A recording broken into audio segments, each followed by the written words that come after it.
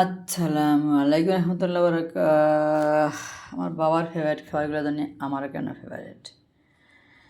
আমার বাবা যখন গ্রামে ছিল তখন তো দুধ ছিল, যখন ঢাকা আসে পড়ছে তখন এই গরু দুধ দিয়ে আমি তো দুধ অ্যালার্জি অল্প নিলাম, কিন্তু বাবা অনেক নিত।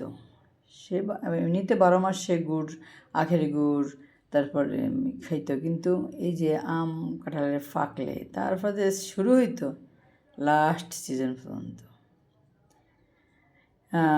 সেই দিনগুলোকে আর ছিল তো মোরা বরিশাইল্লা গ্রামে যখন ছিল রমজান আসলে শুনতাম নারিকেল, কোরআন নারিকেল সবার ঘরে।